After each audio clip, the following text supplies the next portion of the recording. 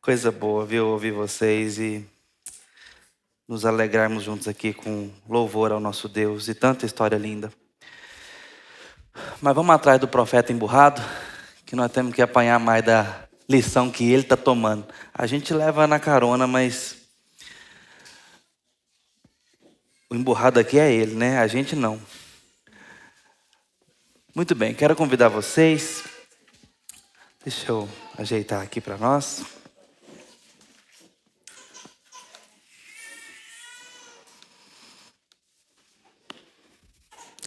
Muito bem. Ontem nós tivemos o nosso primeiro momento, portanto, do movimento de Jonas, das posições de Jonas diante de Deus.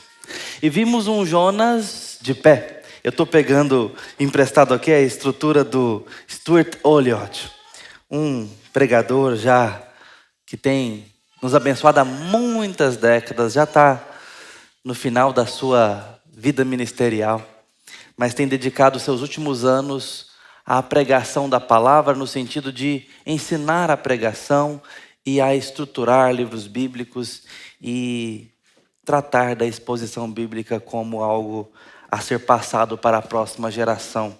E particularmente eu tenho aprendido muito com o Stuart Olliott. E ele fala desses movimentos de Jonas, um Jonas que a postura dele diante de Deus diz muito sobre o seu coração e sobre o tratamento de Deus na história ali, sobretudo na vida de Jonas. E nós vimos um Jonas de costas no primeiro momento, capítulo 1. Jonas vira as costas para Deus e vai em outra direção. Não a direção da vontade de Deus e nem para Deus. Ele quer fugir da missão que Deus deu e do próprio Deus que o comissiona. Ele dá as costas para Deus. E nós tivemos que responder algumas perguntas diante disso. A principal delas: você sabe o que Deus quer que você saiba? E chegamos à conclusão que nós muitas vezes precisamos saber que de fato somos diferentes de Deus e que isso é um problema. Que pensamos diferente de Deus e que isso é um problema. Que nem sempre queremos o que Deus quer e que isto é um problema. Que discordamos de Deus. E não podemos romantizar isso negando a verdade. Precisamos tratá-la, resolver nosso coração, encarar o nosso Deus num certo sentido. E hoje nós vamos ver um Jonas de joelho. Chegamos ao capítulo 2. O capítulo 2 nos mostra exatamente essa cena aqui. Jonas foi tragado e vomitado por um peixe.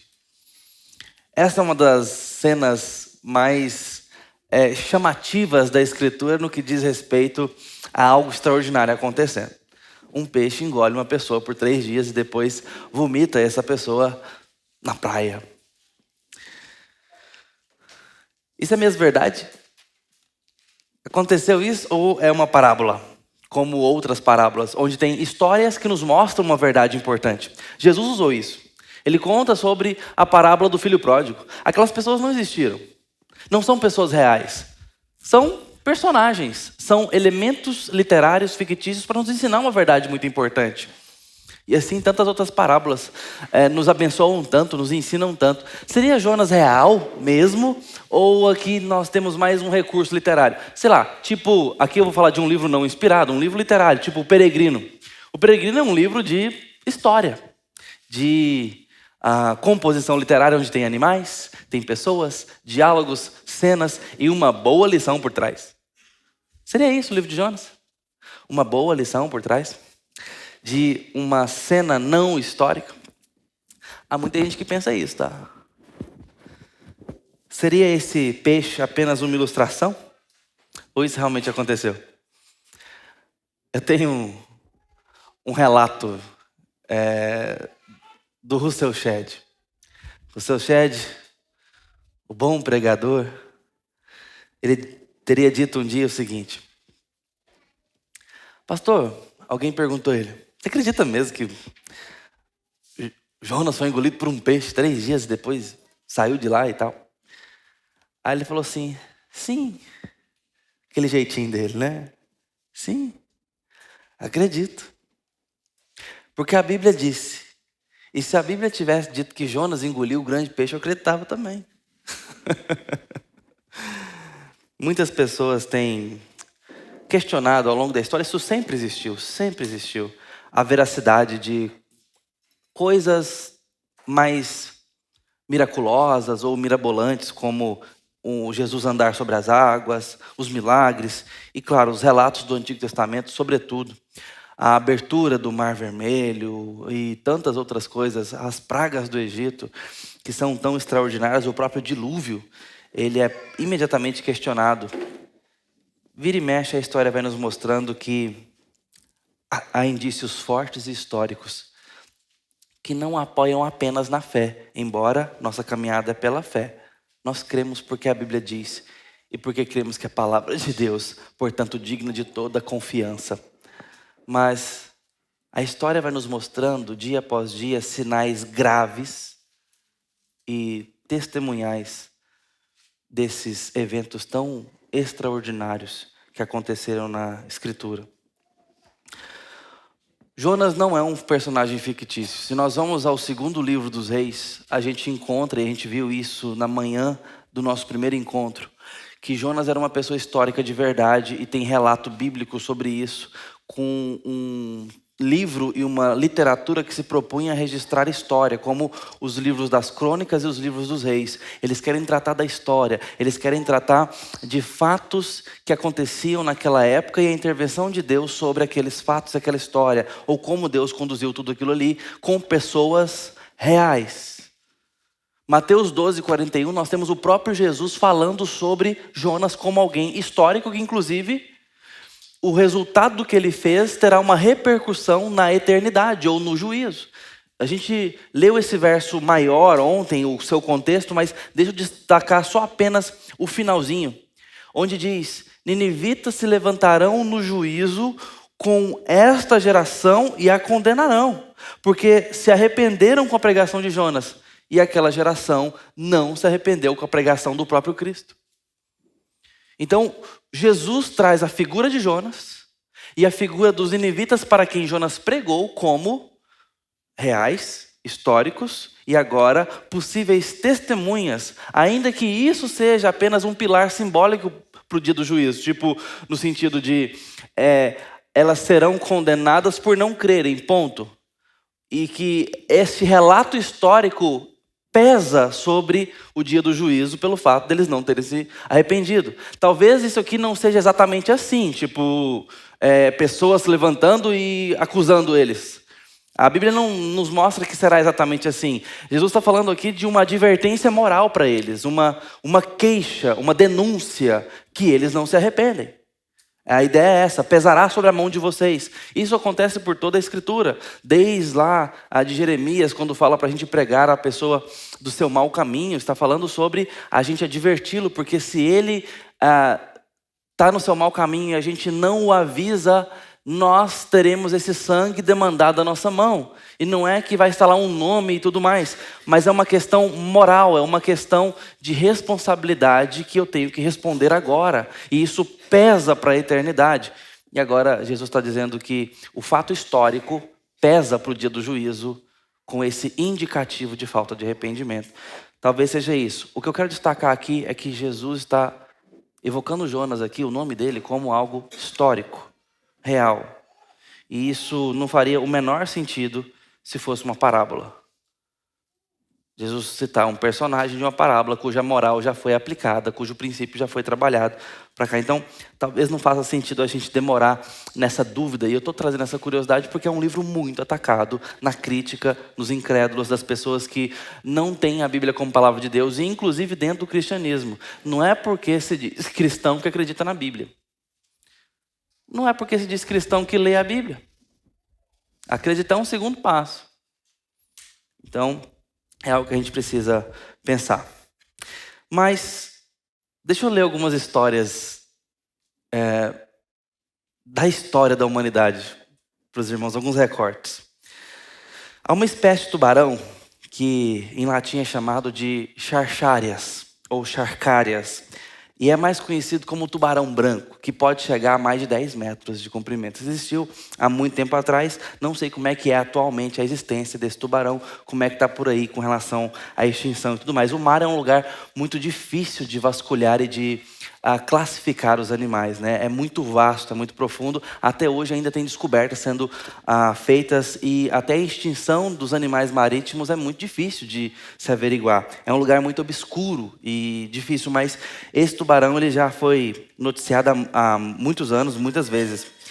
E às vezes esse peixe é encontrado no mar Mediterrâneo com esse comprimento e na história de pescas marinhas e tudo mais, a gente tem algumas evidências de pessoas engolidas por essa espécie de tubarão e outras similares. Por exemplo, 1758, um marinheiro britânico caiu no seu navio justamente no mar Mediterrâneo, onde Jonas estava. O mar é grande demais, mas era o mesmo mar, tá? E o que aconteceu? Ele foi engolido por um tubarão. E ele, como era um capitão, ele é um capitão, na verdade, bem experiente, ele teve um raciocínio rápido que ele pegou um arpão, a hora que ele foi tragado ali, ele atirou um arpão dentro do bicho e o tubarão o cuspiu de volta ali, instantes depois. Mas ele ficou lá dentro por um instante. E os marinheiros conseguiram pescar o tubarão, inclusive, e ele saiu depois viajando e mostrando esse tubarão para todo mundo o que tinha acontecido. Mas se aposentou logo em seguida, porque eu acho que essa experiência aí basta, né? E ele, depois disso, já se aposentou. Teve outras histórias. O tubarão branco é o que mais aparece. Por exemplo, foram encontrados pequenos cavalos dentro de tubarão branco. Certa vez encontraram um veado inteiro, sem chifres. Outra achada deles aí foi uma ossada humana com armaduras medievais. Então, estamos falando de tempos longínquos. Certamente um sorrisal ia bem para esse tubarão aqui, porque a armadura estava intacta lá dentro.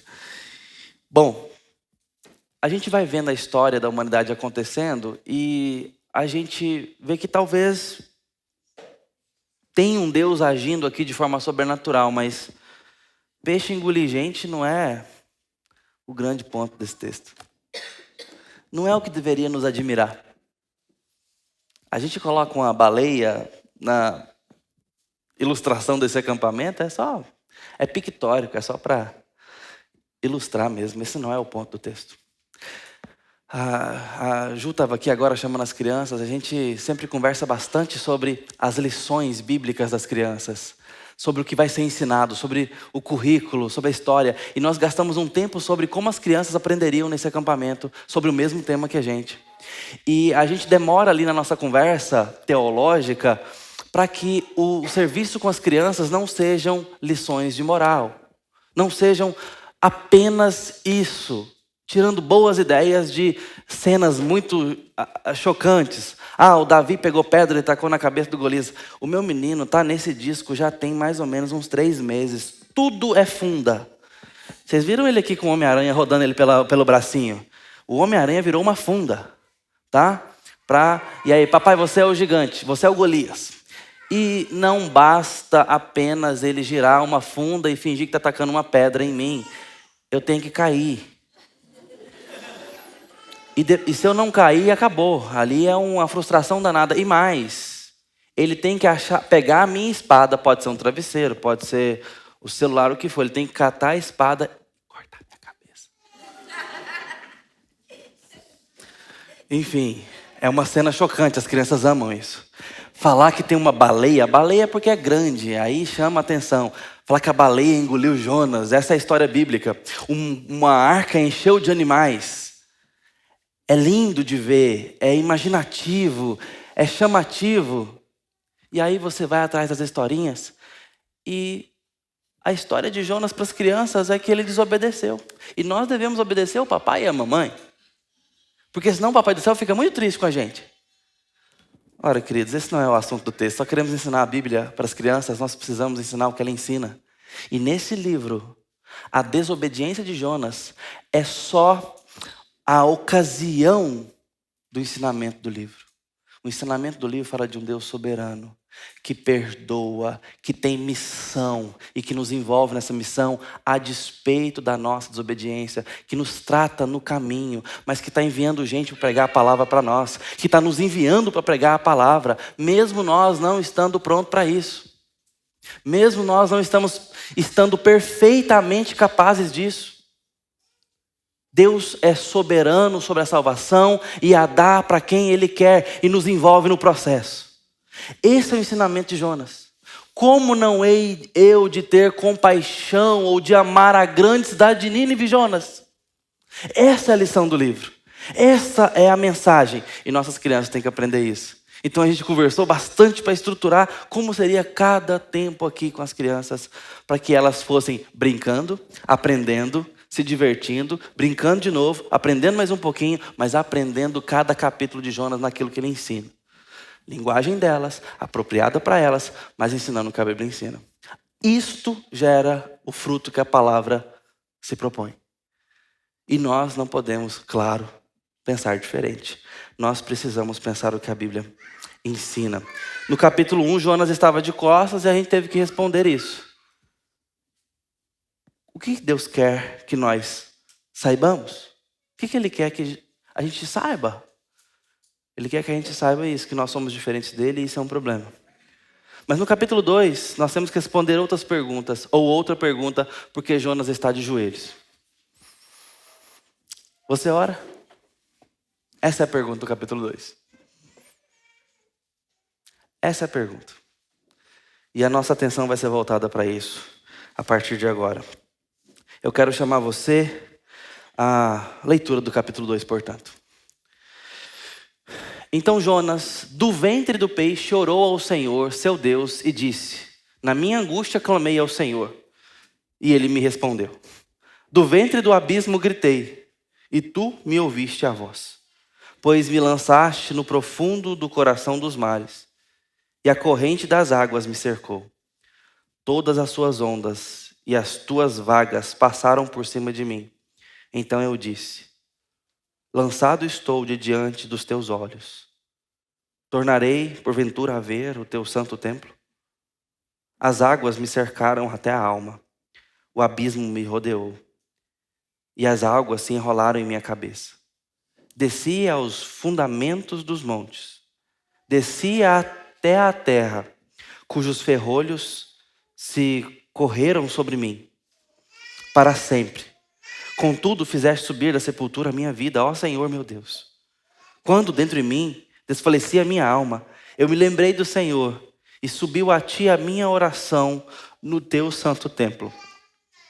Os que se entregam à idolatria vã abandonam aquele que lhes é misericordioso, mas com a voz do agradecimento eu te oferecerei sacrifício. O que votei, pagarei. Ao Senhor pertence a salvação. Falou, pois, o Senhor ao peixe, e este vomitou Jonas na terra. Jonas ora e cita Salmo na sua oração. Ele está pensando. Ele está tirando uma oração do fundo da sua memória e do seu coração. Você viu Jonas orando até aqui? Você viu Jonas recebendo a palavra de Deus? Viu? Versículo 1. Veio a palavra de Deus a Jonas. Veio, você viu. E se Deus falar com você, como é que você responde? Tem duas coisas que a gente precisa fazer. Entrar em Deus através do diálogo e obedecer. Ou podemos desobedecer e ignorar. Essas são as possibilidades, mas nós reagimos a Deus. Essa é a nossa postura sempre. Porque Deus toma a iniciativa. Deus se revela a nós, a gente tem que dar resposta. Jonas recebe a palavra do Senhor, ele já o conhece, a gente viu sobre isso. A resposta que ele dá é desobediência, ele vira as costas. Essa é a resposta dele. Ele não quer. Ele não entra em oração. Ele finge que não é com ele. Ele pressupõe que pode evitar aquilo ali. Ele deixa Deus falando sozinho. É isso que está acontecendo. Aí você fala: que absurdo. Que absurdo. Como pode um homem desse falar que é profeta? Você viu o profeta? Viu? Como é que é? A gente não gosta de falar de liderança? Viu? Diz que é presbítero. Você viu, pastor? Não sei o quê, não sei o quê. Muito bem. Jonas é o nosso ponto de partida e avaliação própria. Jonas não está aqui para ser colocado como alguém que a gente olha de baixo para cima. Jonas é o nosso horizontal. É o nosso ponto de identificação. A não ser que você não seja crente, tem que se identificar com os marinheiros ou com os ninivitas. Vai funcionar do mesmo jeito. Você vai entender que Deus envia pessoas para falar com você. Se você não aceitou Jesus ainda, não o conhece, se coloca no lugar dos marinheiros, testemunha Deus falando perto de você e se arrepende e creia em Deus. Ou se coloca no lugar dos ninivitas, sanguinários, maus, ignorantes para com Deus, recebendo um profeta pregando que Deus quer você, que Deus ama você. Se arrepende, toma do pó e da cinza, se arrepende dos seus pecados e volta para Deus como os ninivitas fizeram. Mas se você já conhece a Deus, se coloca aqui na cadeirinha do Jonas e entende o que Deus está mostrando na vida desse homem para a sua vida. Essa é uma boa fórmula hermenêutica para a gente entender o que está acontecendo. Às vezes dá muito certo, às vezes é mais difícil. Aqui eu quero te encorajar a fazer isso. Esse homem não ora, ele não fala com Deus, ele não se dá o trabalho de falar: Senhor, eu discordo. Senhor, eu não vou. Ele deixa Deus falando sozinho. E aí você pode falar: que absurdo. Como Jonas é terrível. A Bíblia tem uns personagens muito ruins mesmo, né, pastor? Tem mesmo. Mas você deixa Deus falando sozinho quando você escuta a sua palavra e não toma uma atitude em relação àquela palavra. Quando você não age em contundência com a palavra que você leu na Escritura, com o sermão pregado de forma expositiva e fiel ao seu coração. Quando você não faz o que você prometeu fazer nos seus votos. Quando você não faz aquilo que a palavra de Deus é clara em dizer: faça. Siga por aqui. Nós deixamos Deus falando sozinho. Vai falando aí, eu vou cuidar da minha vida aqui, depois eu volto. É mais ou menos isso. Parece grosseiro, parece gritante, mas é isso que nós estamos fazendo com o Senhor dos Senhores, quando não lhe prestamos obediência devida àquilo que nós já sabemos. Jonas faz isso. E aqui nós chegamos no grande ponto do capítulo 2. Jonas ora. E aí por isso a pergunta: você ora? Jonas não orava no capítulo 1, ora no capítulo 2. O que mudou? Essa é uma pergunta mesmo. Pode falar para chegar aqui para eu ouvir. Vamos pensar sobre isso. Hã? Que situação. É isso mesmo, vocês estão certinho. O que mudou? O que aconteceu? A correia apertou. Tá apurado. O avião tá caindo. Eu gostei das ilustrações, agora eu quero saber o que aconteceu mesmo. O que aconteceu, gente? Jogaram o homem no mar. É isso aí. A correia apertou. Tá encrencado. Entrou em apuros. Jogaram o homem no mar que estava engolindo uma embarcação, que marinheiros experientes estavam completamente atônitos com aquilo, temendo pela vida. O marinheiro falou assim, o capitão falou assim: nós vamos morrer. E você está dormindo? Clama o seu Deus, que é a nossa última expectativa aqui. Lançam sorte, oram cada um para o seu Deus. Jonas confessa quem ele é e decidem. Porque Jonas falou: olha, eu sei que é comigo. Se me jogar no mar, vai resolver, porque o problema não é com vocês. Deus está irado comigo, com a minha desobediência. E Jonas não é capaz de orar ali. Dá para entender? Às vezes, pouca dificuldade não é suficiente para fazer a gente orar. Mas você fala: é pouca? Aquela tsunami? O Katrina? Parece que sim. Porque Jonas preferiu mergulhar. Me joga no mar que vai resolver. Vejam, eles não conseguem enxergar a terra, mesmo que remando com todo o ímpeto, como quem está lutando pela vida. Eles estavam no meio do Mediterrâneo. E Jonas é jogado ao mar, como que despedindo. Falou, teve bom, manda um abraço para minha mãe. Diga aos meus filhos que morri com coragem. Jonas é jogado no mar. Eu não sei em que momento o peixe engoliu Jonas. A Bíblia não fala. Fala quase que simultaneamente, mas está nos relatando aqui um resumo de viagem, um resumo de história. Jonas, ele já começa a falar sobre a profundidade. Então, esteja ele tendo sido ele engolido imediatamente ou não, o fato é que Jonas teve uma percepção de profundidade muito grande. Porque a descrição dele aqui, poética, mas ao mesmo tempo falando o que estava acontecendo, ele falou muito sobre isso, que ele desceu muito. E talvez por muito tempo. E eu não sei qual que era a percepção dele aqui, espacial, a gente não vai ter muita noção disso, mas esse homem, isso quase não importa. O que importa é que a situação dele era bem lascada. Ele está dentro da barriga de um bicho. Ele, de uma hora para outra, não está vendo mais a luz. Está num lugar provavelmente muito fedido. Algas cercando a cabeça dele, sabe lá mais o quê? Baba de baleia. A gente fala baleia só porque é legal, tá? Mas a gente não sabe que peixe que era. Então, era um grande peixe, diz a Bíblia. Aquilo tudo ali dentro.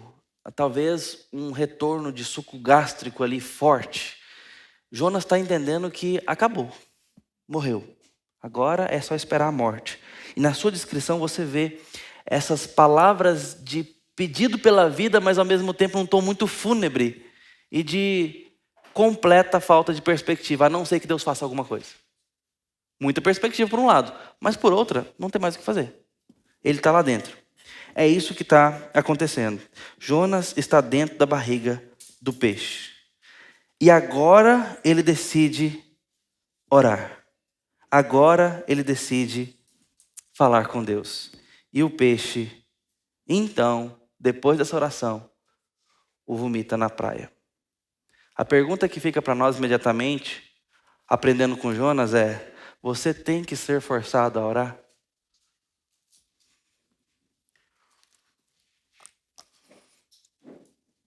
Esse é o ponto. Como é que Jonas foi forçado? Quando ele está afundando, ele começa a perceber que está num lugar escuro, um lugar quente, mal cheiroso, um lugar ainda ele consegue respirar, contudo. E aqui ele se lembra do seu Deus. Aqui ele lembra que Deus é Deus. E então ele pensou no extraordinário. Eu vou falar com Deus. Afinal de contas, Ele é o meu Deus. Ele já fez tanta coisa boa por mim. Ele é tão bondoso. Ele é tão misericordioso. Eu fiz votos a Ele, eu tenho que pagar esses votos. E então Jonas começa a lembrar Deus que Deus é Deus. Lembrar Deus que ele precisa de Deus. Que ele quer estar nas mãos de Deus e não nas suas próprias mãos. Ele não pensava isso lá no porto. Ele queria estar nas próprias mãos. Porque nas mãos de Deus, Deus estava levando ele para Nínive. Nas suas próprias mãos, ele arrumou um bilhete para ir para Tarsis.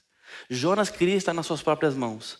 Mas Deus transformou a sua situação em situação de morte. Para que agora Jonas se lembre que nas mãos de Deus é o melhor lugar para se estar. Até porque aqui ele não tem possibilidade de estar nas próprias mãos. E muitas vezes, isso é o melhor que Deus pode fazer por nós. Nos tirar de nossas próprias mãos. Ele está inteiramente nas mãos de Deus. Ele não tem nada que possa fazer. E essa é uma experiência completamente terrível. Mas é a melhor experiência que Jonas pode ter. Porque nada funcionaria tão bem. E Jonas ora. Jonas é forçado a orar. E então, ele ora. Isso aconteceu com Lutero. A história nos conta, ele nem era convertido ainda, ele ora para uma santa. Num dia ele já era religioso, já estava dentro ali do monasticismo. E caiu um raio meio que assim, quase que no pé dele. É uma coisa bem assustadora que ele viveu, ele narra isso com detalhes. E naquele dia ele disse que fez a mais profunda oração da sua vida, clamando para uma santa na qual ele conhecia e da qual ele era devoto. E ele então futuramente conta isso como que foi em vão a experiência, mas que ele passou por uma experiência de profunda oração como nunca havia antes acontecido na sua história. De pedido por socorro pela própria vida. E ali ele narra o que aconteceu no coração dele, como é que ele fez. Ele pediu ali por ajuda, ajuda-me. Mas essa era uma oração sincera, tal qual ele nunca tinha feito. Pedido de socorro por causa de um raio que caiu quase na cabeça dele. Eu vivi algo parecido com um primo meu. Nós éramos pré-adolescentes e a gente, criança ainda, e a gente morava em Goiânia e viajava para Uruana. E íamos passar as férias na casa da avó dele, que na verdade era Uruíta. É uma cidadezinha, um vilarejo ali. Na verdade é povoado de Uruana. Uruana já tinha 9 mil habitantes. Tinha um povoado, aí você imagina o tamanho do povoado. Povoado pequenininho. Mas ele tinha uma chacrinha muito legal para a gente ir brincar com cavalos. A avó dele morava ali, tinha pé de frutas e tudo mais. E a gente passava alguns dias ali. Minha avó morava em Uruana, então a gente passeava na chacrinha dela também. Era uma casa mais na zona rural. E também na casa da avó dele. Aí sim, era uma roça, tinha uma casa bem grande. E a gente ia brincar ali. Um dia a gente pegou os cavalos. Eu peguei o cavalo que entregava o leite. Era um cavalo mais forte, mais lento. E ele pegou o cavalo. E a gente pegou e falou o seguinte: vamos andar a cavalo? Vamos. A gente gostava muito de fazer isso. O que aconteceu? A gente não contente com aquela brincadeira, todo dia a mesma coisa. Andar a cavalo, tá. A gente pensou o seguinte: vamos apostar corrida? Vamos. E a gente foi apostar corrida. Mas é o seguinte: a chácara era grande, mas tinha muita cerca. E aqueles cavalos não eram treinados a pular cerca. Bom, a gente não tentou. Vamos para a BR. Na verdade, a rodovia. Vamos lá para a rodovia. Vamos. Uruíta fica mais ou menos 13 quilômetros de Uruana, do trevo a trevo. Nós fomos pro trevo de Uruíta. Fala assim, agora 1, 2, 3, hein? E catatá, e carros. Alguns minutos depois, não tinha catatá mais. Os cavalos já estavam tunk. E a gente viu a placa, Uruana a 5 quilômetros. Passou um carroceiro por nós e olhou para o meu cavalo e falou o seguinte: esse cavalo vai morrer. O que é esse aqui? Esse aqui que eu estou montado nele aqui? Ele vai morrer. Que isso, moço? Fala isso não, tá bonzinho. Seguinte, vocês têm que dar água para esse cavalo urgente. Entra aqui na minha chácara que eu vou dar água para eles, que estão indo para onde? Não, a gente está indo para Uruana para dar água para os cavalos e depois voltar. É tipo assim, vamos abastecer, pega a estrada voltando. Experiência nenhuma, só de arte, de brincadeira mesmo. Tá, aceitamos a ajuda de um estranho às 6 da tarde na rodovia, sem luz. Estamos ali seguindo aquele carroceiro e o filho dele. Um pouco mais velho que a gente, sei lá, tinha uns 13, 14 anos, a gente devia ter uns 12, 11. E a gente entrou seguindo ele, estrada de chão adentro para chegar na chacrinha dele. De fato, era uma família, nos deu água para o cavalo. E o filho dele falou o seguinte: vocês vão voltar para Uruceres, né? Eu estou confundindo Uruíta com Uruceres. É Uruceres que a gente está vendo. A Uruíta é mais longe ainda, é Uruceres. Vocês estão indo para Uruceres, né? Uhum. Então é o seguinte, vamos passar por meio da mata que a gente atalha, porque se vocês forem pela rodovia agora, esses cavalos não chegam lá não. Então vamos cortar um atalho aqui pelo meio da mata. Ok. Aí ele falou, deixa eu ir no seu cavalo, que o seu cavalo está morrendo. Você vai no meu. Ok, me pareceu uma grande ideia, só que o cavalo dele não tinha sela. Mais tarde eu paguei o preço. E aí, entramos mata adentro. Gente, não dava para enxergar um palmo na frente do nariz. A sorte é que o cavalo sabia o caminho. E aquele menino, a gente não conhecia ele. E eu tenho essa memória, que parece que ele estava com um revólver na cintura. Eu não sei se estava mesmo, mas ele falava disso, que ele era um domador de cavalos. E que ele tinha as espingardas do pai dele, não sei o que que tem. E a gente começou a ficar meio impressionado com aquilo, né? E caladinho tinha um pio, assim. Ele falava sozinho. Tinha um pio aqui, tipo assim, vai dar certo, vai chegar. Vai, vai. Morrer aqui, aqui, no meio da mata. Com um cavalo também morrendo. Aí, meu primo, vocês já assistiram? Tem um filme do Macaulay Culkin que tem Anjo não sei o quê. Lembra desse filme? Que ele matava gato com arpão? Meu primo era ruim do tipo. Ele não matava animal não, mas o bichinho era ruim. Ele era ruim, foi uma das piores influências que eu tive. Tá gravando, né? É pra ele escutar mesmo. Convertido hoje. Mas passou o resto da vida ímpio. Aí ele queria saber nada de igreja, nada. Eu ainda era meio crente. Aí ele pegou e falou assim lá no meio da mata, começou a orar. Começou a orar, em cima do cavalo dele. Agora, olha a oração do miserável. Deus, eu imaginando que ele estava de olho fechado, eu não precisava. Deus, por favor, não deixe meu pai me bater, não. Sério. Eu acho que foi a primeira perplexidade da minha vida. Eu olhei para o rumo que ele estava, que eu não estava enxergando nada, e balancei a cabeça. Eu quero apanhar da minha mãe. Eu quero vê-la com a vara na mão. Mas eu quero ver a minha mãe de novo. Eu quero levar bronca por um mês. Eu quero apanhar todos os dias. Ele não queria apanhar do pai dele. Eu falei, eu quero apanhar do seu pai. Sério, essa era a oração dele. Às vezes, nós temos que ser forçados a orar. Às vezes, seja com 11 anos de idade, o gosto da morte iminente nos faz muito bem.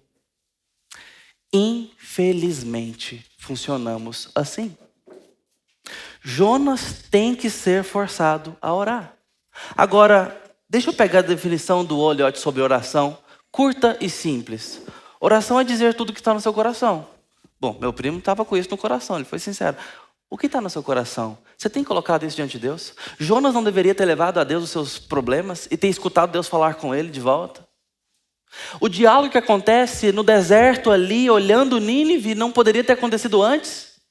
E Jonas ter ido pregar de uma forma mais simples, sem passar por uma experiência de quase morte? Sem ser engolido pelo mar e por um peixe? Esta é a condição para que Jonas volte os olhos para Deus.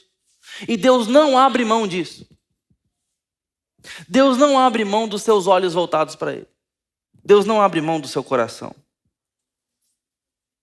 E se você não tem orado, se você não está com os olhos no Senhor, tem 3 possibilidades sobre você. Ou você não é convertido e realmente isso não faz o menor sentido para você, porque não convertidos não oram do fundo do seu coração. Ou você é um desviado. Você está distante de Deus e nunca terá nenhuma segurança enquanto continuar como está. Está frio. Já foi, mas não é mais. Está afastado. Precisa voltar os olhos para o Senhor e voltar a falar com Deus como quem fala com alguém. Ou você é um apóstata. Um dia creu nessas coisas, um dia acreditou, hoje não acredita mais em nada disso. Alegou ser um cristão, mas desistiu de tudo e hoje trata como falso aquilo que você acreditava ser verdadeiro. Isso é apostasia, isso é apostatar da fé, isso é você então dizer, não quero isso para minha vida, não. Isso é bobagem. Pode ser um desses 3 casos, o fato da oração não existir na sua vida de forma verdadeira e profunda. Se você não é um homem ou uma mulher de oração, você está em apuros. Nossa irmã Miriam acabou de falar isso aqui sobre Jonas. Jonas estava em apuros. Mas Deus, em sua bondade, traz frequentemente as pessoas ao ponto em que elas são forçadas a orar. E um orador forçado é melhor do que alguém que não ora de jeito nenhum. Buscar a Deus, como que pelo fogo, é melhor do que simplesmente não buscar a Deus. É uma diferença entre vida e morte. Mas vida de verdade e morte da mais profunda que nós possamos imaginar.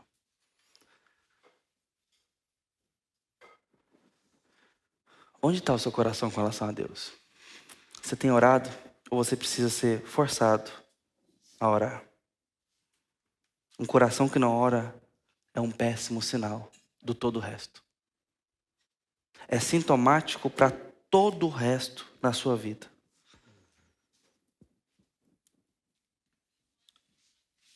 Infelizmente, doença leva pessoas a orar. Talvez esse tempo que passamos nos deixou numa fragilidade tal e num primeiro momento, numa insegurança tal, que poderia muito bem ter servido a nossa espiritualidade. E agora que esse tempo está passando, graças a Deus, essa motivação ainda existe. Nossa âncora ficou firmada. O luto traz pessoas à oração. Infelizmente é um caminho possível.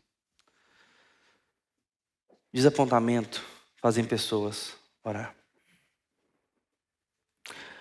Não é raro perceber histórias onde casais passam a honrar sua espiritualidade, a se preocuparem com a oração em casa, com a oração dentro da família, com a vida com Deus nas suas escolhas e princípios, depois que a corda está quase se arrebentando, se rompendo.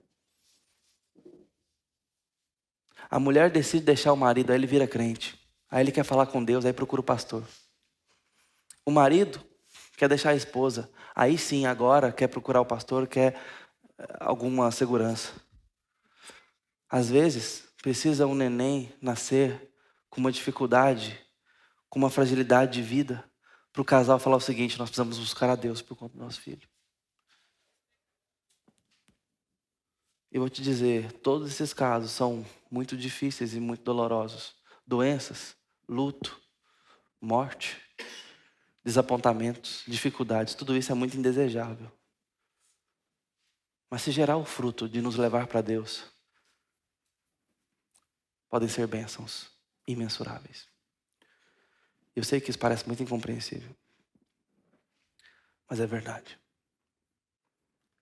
Às vezes, Deus nos quebra em 1000 pedaços para nos fazer olhar para Ele, porque isto é que nos faz viver. Dá para viver sem alguns membros. Dá para viver quebrado, ferido, atropelado. Mas não dá para viver sem comunhão com Deus. Dá para suportar o sofrimento. Dá para quase morrer. Mas não dá para viver longe de Deus. E nós precisamos aprender sobre isso. Algumas pessoas estão desapontadas com seus casamentos, com seus filhos, com sua carreira, com sua igreja, com elas mesmas. Deus deixa algumas pessoas sem emprego como um presente bondoso a elas, para que orem. Pessoas se afundam em débitos, pessoas acordam à noite com assaltantes dentro de suas casas. Algumas têm perdas terríveis, algumas vidas são visitadas pela incerteza. E Deus governa sobre tudo isso. Como Deus está governando sobre todos os detalhes do livro de Jonas. Os marinheiros, a sorte que os marinheiros jogam no chão, o mar, o vento, o peixe, o verme, a planta, Nínive e o coração dos ninivitas sobre o profeta. Deus governa sobre tudo e todos. Essas são suas providências bondosas, embora difíceis, para dar a você a maior bênção que você pode ter no mundo: um coração voltado para Deus. Santidade e consagração, sem a qual ninguém verá o Senhor. Nas palavras de C.S. Lewis, o grande escritor, o sofrimento continua sendo um megafone de Deus. Ele sussurra em grande parte do tempo, mas na dor, ele grita o nosso nome e a direção. Quando ele falou isso? Escrevendo qualquer coisa? Não. Quando teve que lidar com a morte de sua esposa amada. Muitas vezes nós, com os olhos marejados na dor, não conseguimos ouvir e ler as palavras que Deus está escrevendo a nosso respeito. Mas uma coisa nós não podemos esquecer, como Jonas não esqueceu. Ele continua sendo bom. Ele continua sendo Deus. E pode nos ouvir em qualquer circunstância. E eu queria que você lembrasse disso para a gente encerrar. Você pode orar a Deus em qualquer hora e em qualquer lugar. Abraão orou no deserto. Assim também fizeram Isaac e Jacó no deserto. Salomão orou no templo, o coletor de impostos na sinagoga, Cornélio na sua casa, os discípulos dentro de um barco. Jesus orou no jardim e você pode orar aí nessa cadeira. É geográfico, é espacial. Você pode orar aí de onde você está sentado. Deus não está te esperando em algum lugar.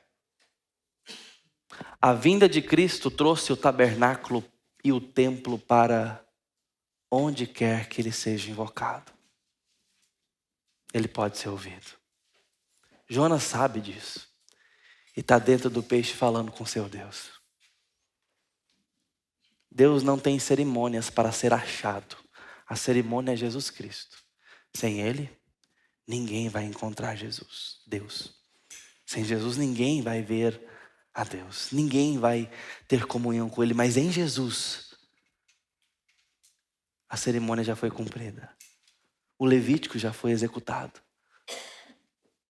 A obediência foi paga. Agora é só chegar, como o autor aos Hebreus diz, vem com atrevimento, ou nas palavras mais bonitas dele, com intrepidez. E entra no Santo dos Santos. O véu foi rasgado na carne dele. Se achega, entra com tudo, fala com ele, clama pelo seu Deus, ele vai te ouvir.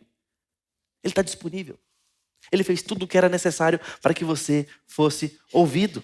Você pode falar a Deus em qualquer hora e em qualquer lugar. Mas, mais do que geograficamente verdadeiro, é espiritualmente verdadeiro. Porque quem é que está orando num lugar improvável? O Jonas. O Jonas que Deus fala e ele não escuta. Deus disse, vá para o leste, ele foi para o oeste. Deus disse, vá para a terra, ele foi para o mar. Deus disse, vai e pregue, mas ele foi dormir. Esse Jonas, ele tem uma atitude errada. Ele não quer ver os cruéis assírios ou ninivitas sendo poupados, ele preferia vê-los aniquilados pelo juízo de Deus. Ele não quer os alvos de Deus alcançados, ele não quer a presença de Deus, ele não quer obedecer a Deus, ele não quer ter comunhão com Deus naquele momento. Esse Jonas está orando. E isso, meus irmãos, é péssimo e terrível. Mas, lendo a Escritura como designada para o nosso proveito, isso pode aquecer o nosso coração. Isso não está nos liberando à desobediência. Até porque Jonas tem que pagar o preço dessa desobediência. Mas está nos comunicando que Deus não só está disponível em qualquer lugar, mas a partir do ponto do nosso coração agora. Deus não está esperando você melhorar um pouquinho para te receber. Deus não está esperando que você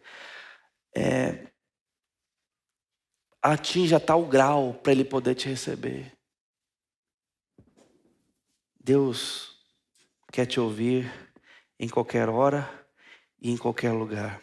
Eu quero lembrar com você um verso muito precioso nesse sentido, quando um certo pai de uma parábola, ao avistar o seu filho chegando de longe, o texto diz, e levantando-se, o menino foi para o seu pai. Vinha ele de longe, quando seu pai o avistou, e compadecido dele, correndo o abraçou e beijou. Que menino? O menino que deu as costas para o pai. Deus quis se colocar nessa parábola para mostrar o seguinte para nós. Eu recebo o filho que vem.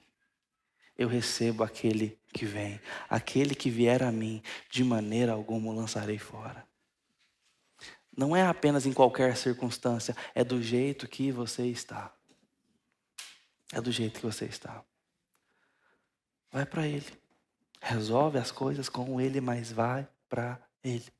É o que Jonas está fazendo. Mas, além disso, a oração e arrependimento de Jonas, embora sinceras, não isenta ele da obediência. Deus atende o pedido. Jonas se arrepende verdadeiramente, ora com sinceridade, e Deus então fala para ele, para o peixe: vomita Jonas na terra. Livrou Jonas. Fim do filme. Vomita ele onde? Ali, pertinho de Nínive. O que aconteceu em seguida? Veio então a palavra de Deus a Jonas: vai, sobe a Nínive e prega contra ela. A gente tem a síndrome do rei na barriga e acha que o mundo gira ao nosso redor. Que quando Deus me perdoou, me abençoou, fim da história. Porque a história era sobre mim. Não, não é sobre você, não é sobre eu. Sobre mim. Não somos nós os protagonistas da história. É o que Deus está fazendo. É sobre isso a história. É a história dele agindo no mundo através do seu filho, usando uma igreja. Deus então manda de novo a palavra dele a Jonas e diz: vai, prega o seu arrependimento e o meu perdão, a sua oração sincera.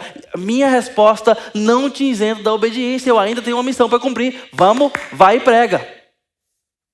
Deus te perdoou, Deus te livrou de uma situação terrível de morte, você aprendeu a lição, isso te trouxe para Deus, isso te trouxe quebrantamento, te trouxe arrependimento, isso te trouxe consagração, melhorou sua espiritualidade, melhorou seu coração com Deus, te trouxe para mais perto da igreja, do povo de Deus, da devoção, da palavra. Ok?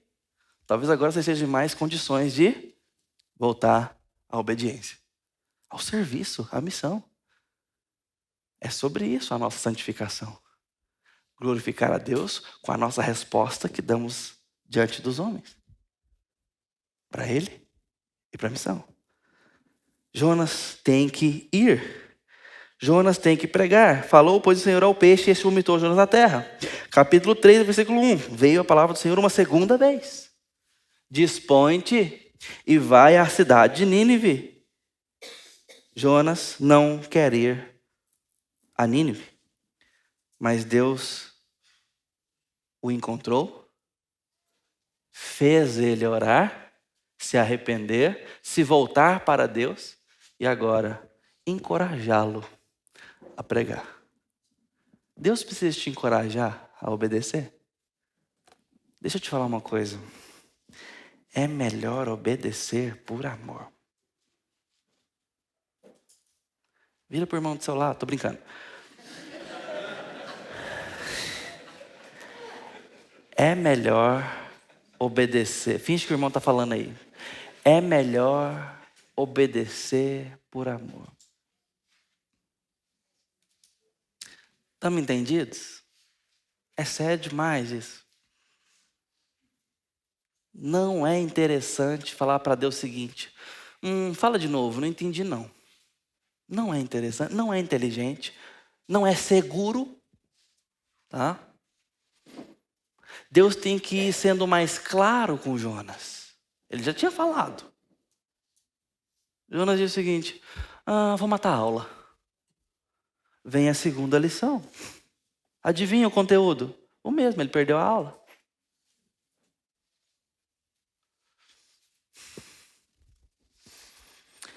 Então Deus agora envia Jonas e ele, mesmo sem querer, vai e prega correndo. Prega de qualquer jeito. Até fala de quantos dias era para percorrer a cidade que ele fez num terço do tempo.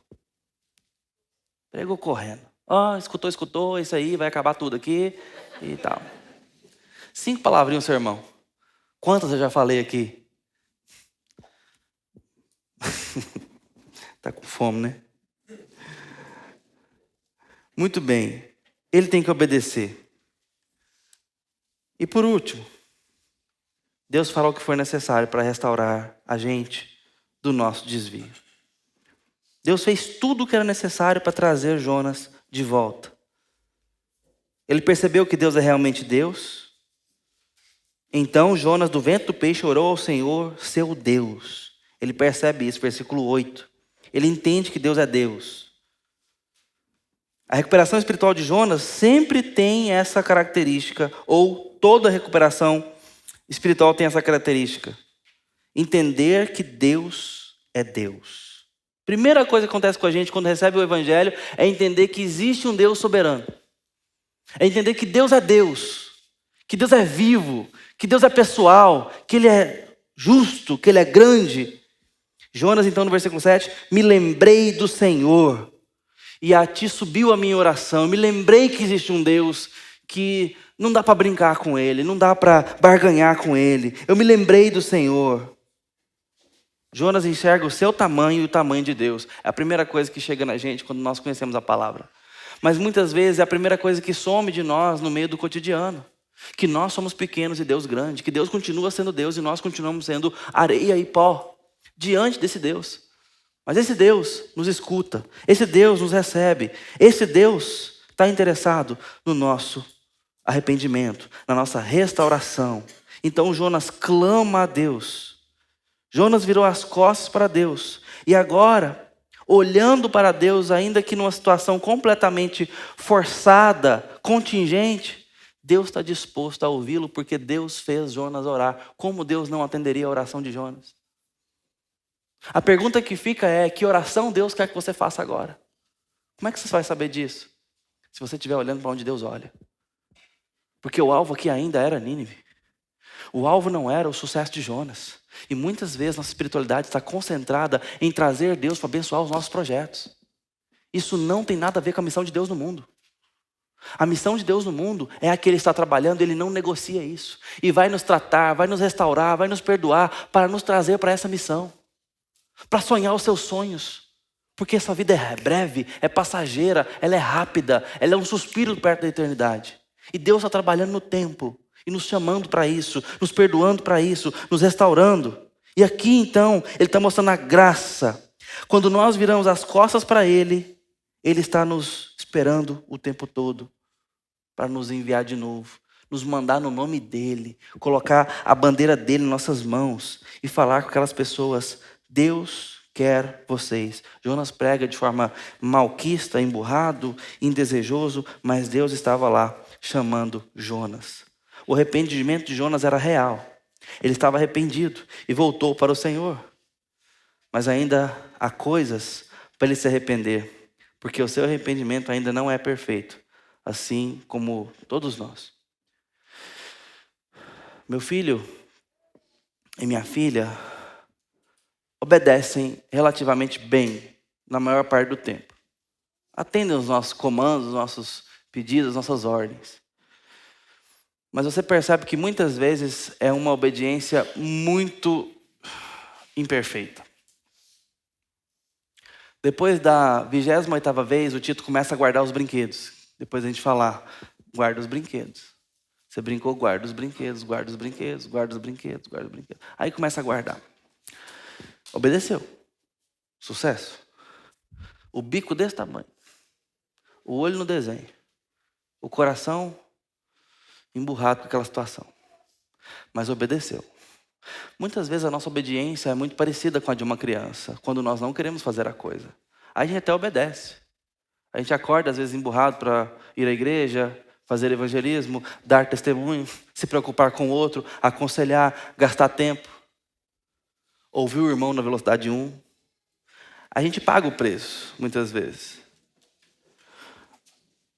É, porque quando a gente vai conversar com o irmão pessoalmente é no 1, não tem jeito. Se você encontrar alguém um dia tocando em você assim, é porque está tentando te acelerar.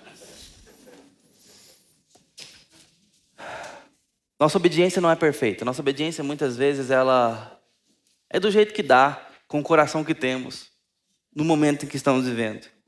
Tem muito que ser melhorado em nós. E deixa eu te falar uma coisa, Deus não vai abrir mão disso, Ele vai te melhorar. Ele quer que você dê esses passos. O arrependimento acontece no primeiro dia de nossa vida cristã. E sabe quando mais? Em todos os dias após isso. Nós temos que estar constantemente olhando para nós mesmos e pensando, eu preciso melhorar com meu Deus. Eu preciso melhorar diante das pessoas. Eu preciso voltar o meu coração para a fonte de todo bem. Eu preciso da palavra. Eu preciso estar perto de Deus. Deus não poupará esforços para fazer você orar. E orar é colocar o seu coração diante de Deus. Ele não medirá esforços. E diante dessa conversa toda, tem ainda gente que acha que oração é para fazer Deus fazer coisas. Queridos, oração é muito mais profundo que isso. Às vezes é muito mais para que nós façamos coisas. Porque muda a nossa condição e perspectiva dos olhos e do coração. Jonas mudou. Se arrependeu de verdade. Obedeceu. Mas ainda tem muito o que ser tratado e nós vamos ver isso nas próximas palavras. Que Deus nos faça ficar pertinho dele e buscá-lo. E que, quando não fizermos isso, aproveitemos bem as oportunidades dolorosas para honrá-lo, buscá-lo e não desperdiçar a nossa dor. Afinal de contas, toda dor é proveitosa, mas é por enquanto. Vamos lá. Ó Deus bendito, nos colocamos diante do Senhor e pedimos graça e misericórdia. Assim como Jonas, que aprendamos o caminho do arrependimento, da busca sincera ao Senhor. Mas nos ajude a entender o quanto antes que precisamos desesperadamente do Senhor, com expectativa de estar nas tuas mãos, porque é o lugar mais seguro, mais sábio e melhor para se estar. Te peço por nossa igreja, em nome de Jesus. Amém. Que Deus abençoe.